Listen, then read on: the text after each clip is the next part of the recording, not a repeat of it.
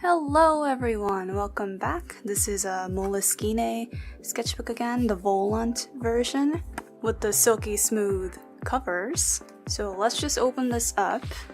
And this one I started in June 2016 and ended at August 2016. So it was last summer, pretty much a year ago. So Exhibit A, we start out with butts again. It's like a tradition with my Moleskine sketchbooks. Again, I said this before, it's really important to understand how to draw butts, really, because that's the pelvis, and you really need to understand the rib cage to hip kind of relationship whenever you're drawing figures. So honestly, drawing butts is, I would argue, as important as learning to draw the torso. So I will keep that in mind. These are all just anatomy studies, so I'm just going to go through them really quick. Legs. That was fun. And we're getting back into arms and torsos. And I hope this is showing up on camera alright. I wasn't really thinking about presentation when I was just working on these pages. I just picked a color and went, ooh, pastel green. This will work fine. Same thing with the yellow. So, hands.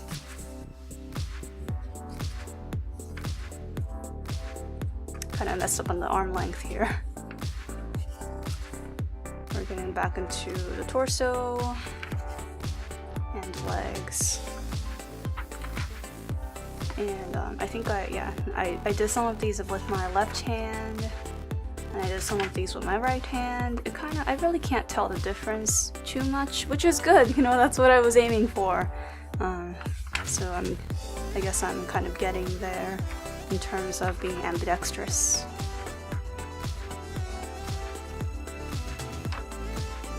And just a heads up, this sketchbook is going to be really heavy on Dragon Ball. It's just something that I really like to do. Again, this is Moose, my character.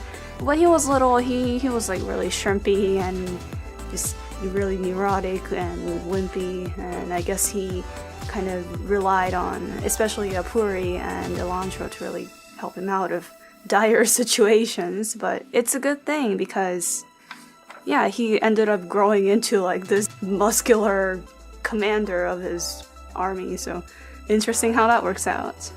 A lot of Piccolo studies.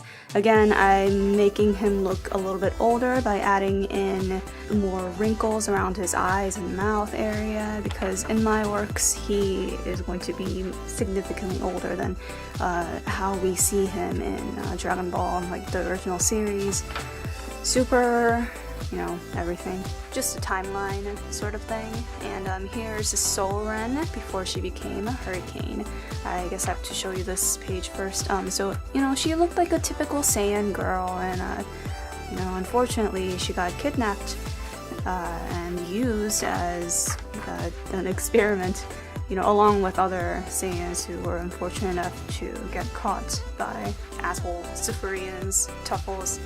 This was during the Saiyan and Tuffle War. That's, a bunch of radical scientists got together and they decided to do experimentation on the weaker, more helpless Saiyans, and she becomes more and more sickly looking as time progresses, and she eventually turns into this.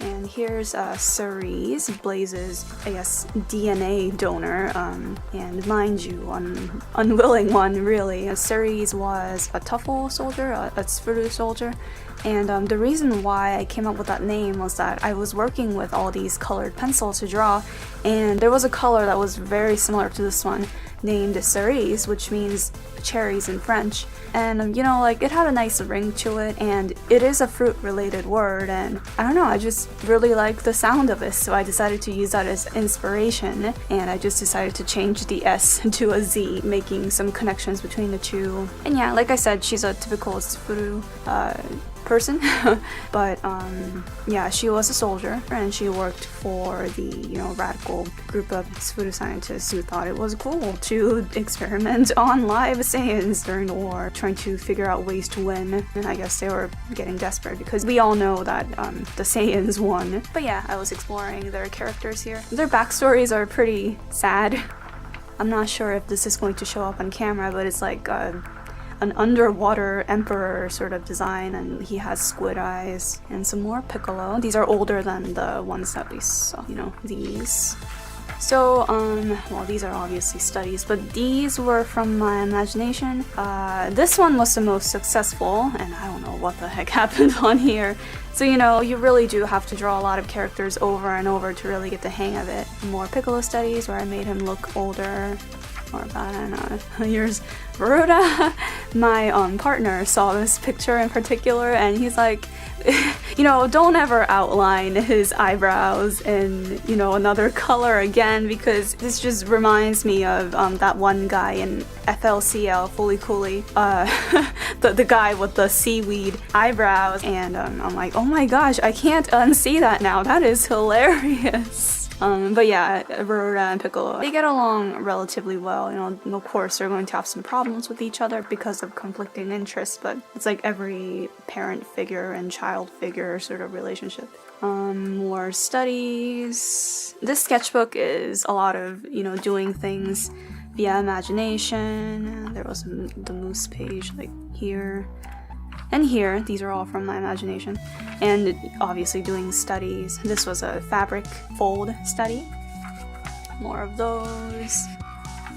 And here are some dark Namekians. I really need to elaborate on these guys, but it's just going to take way too long for this video. Essentially, I just wanted kind of like a subgroup of Namekians who were a little bit more savage, a little bit more demonic, you know, like Piccolo Daimao, for instance. And also, I decided to come up with the more feminine looking Namekians because, you know, in the series, they all look male, they all have male voices, and you know, I'm just sitting there going, hey, they're hermaphrodites. Like, it doesn't matter which end of the spectrum, you know, they are going to be at. But yeah, I just really wanted more variety with the Namekians. So some of my Namekian characters are supposed to have female voices. I just thought that it'd be interesting. This is HEYULLL. You have to pronounce it as if you're like snarling. She is the matriarch of the Dark Namekians. I'll get more in depth with her. So these are just, you know, them dancing, me exploring costumes, movement, more of her, and Blaze and Colas. But yeah, at the beginning, they're just really not too fond of each other. They just hate each other's guts. Unfortunately, there was an incident that had them handcuffed to each other for a certain amount of time, and you know, that really complicated things with them having personal vendettas against each other. Neither of these guys were happy campers about this situation, but they had to work together to kind of deal with the circumstances until they were able to get free. I don't know, it's pretty funny. I can't wait until I can board that out. And then here's Colas as, I guess, a human. I used to do this when I was in high school too. It's just a different way for me to view a character because he's obviously a Namekian, he's an alien, and it's just easier for me to kind of envision his personality and like how far it can, you know, push his expressions and all that when he's a little bit more humanoid and familiar to me. But yeah, you'll never see him like this in the actual work. Here's Cammy. More HEYULLL. I need to like turn into a Tasmanian devil for that one. Here's a younger Colas. I had no idea what to dress him in, so you know, just disregard his robe thing. More younger Colas. God damn, it's hot. Well, you know, this was during the summer and it really was scorching. And more stuff, kind of doing exercises. Yeah, a lot of stuff from my imagination here. I like this drawing. This is just me trying to capture an idea. It took me multiple tries, you know, I had to do some problem solving, but you know, it's pretty fun. Just trying to work my way around certain obstacles, and I really messed up on his face, but yeah, I really like this drawing. I like the posing. Anatomy isn't perfect and you can just completely disregard this. I really ship the two a lot, and it's just, and I don't know, like they're my own characters. I'm like, is it even going to work out for them? It's just ridiculous. Here's Aosis. I probably won't be using her in the series because like there's just way too many characters to focus on, so I'll probably delegate her to another sort of series, probably a more original one. Here's Rhoda. I kind of messed up on his proportions. Yeah, so more design sort of stuff. It's just so sad because, you know, I've been working so much on her design. Colas, and then some Namekian designs. These are all just tentative designs. I really like this one though. She's the more, I call her she. She's more of a feminine Namekian. Oh my gosh, I still need a lot more work with Namekians. They're pretty tough to draw because, you know, of their brow ridges and like their sharp features. It's pretty difficult to make them as expressive as I want them to be. Here's Blaze with her master guardian figure back in Namek. Yeah, just trying to explore character relationships and all that. Ugh, I'm not sure if she even knows how to smile. And then here's Blaze's chest.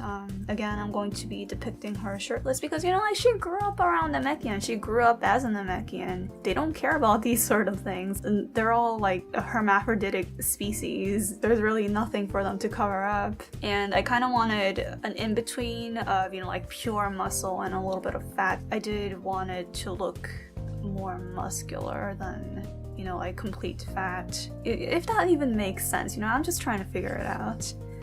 Here's Qianmu, just like some really dumb drawings in here. And this is supposed to be Colas, but his face looks way too short. And then this, again, these are stuff from my imagination. What I did was I drew a line of action and I tried to turn that into a figure. Obviously, the anatomy isn't perfect. Same goes for this one. And I had to do an armature sort of thing on the side just to make sure that I knew what I was doing a little bit better. More Blaze and Colas. You can disregard this. The proportions and the perspective, like everything is off. And we end with some Colas and this dinosaur thing. Oh my goodness, Moleskine. I recommend these. I really like the paper, it's really smooth and kind of thin, so you probably don't want to do too much inking on it, but thanks for watching. As always, have a great one, and I hope to see you on the next video. Bye bye!